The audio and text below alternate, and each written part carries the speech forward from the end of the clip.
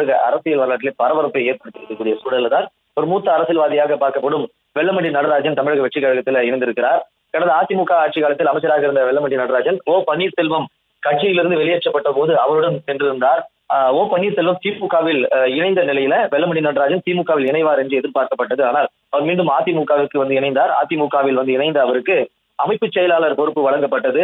இடைப்பட்ட காலத்துல அதிருப்தியில் 2 அணிகளாக பிரிந்தது. தொடர் தோல்வி காரணமாக சி.வி. சண்முகமணி, எடப்பாடி பழனிசாமி என 2ஆக பிரிந்திருக்கக்கூடிய சூழல்ல சி.வி. சண்முகத்துக்கு ஆதரவு தெரிவித்திருந்த 4 சட்டமன்ற உறுப்பினர்கள் பதவியை ராஜினாமா செய்துவிட்டு தமிழக வெற்றி கழகத்தில் இணைந்திருக்கிறார்கள்.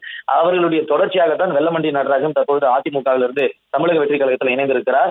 அவர் நேற்றைய தினம் தமிழக வெற்றி கழகத்தினுடைய பொதுச் செயலரும் அமைச்சருமான புசி ஆனந்தை சந்தித்து அவர் கட்சியில் அவருடைய ஆதரவாளர்களோடு இணைந்திருக்கிறார். தற்போதைய விவரங்களுக்கு நன்றி ஜெரி.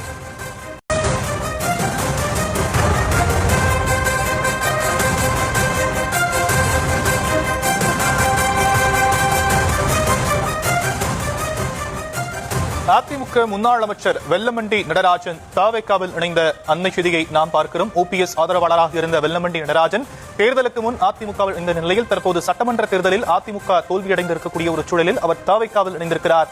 அது குறித்த அன்னை செய்தியை நாம் பார்க்கிறோம். வெல்லமண்டி நடராஜன் தமிழக வெற்றி கழகத்தில் இணைத்துக் கொண்டிருக்கிறார். விவரங்களை செய்தியாளர் ஜெரி வழங்க நாம் கேட்கலாம்.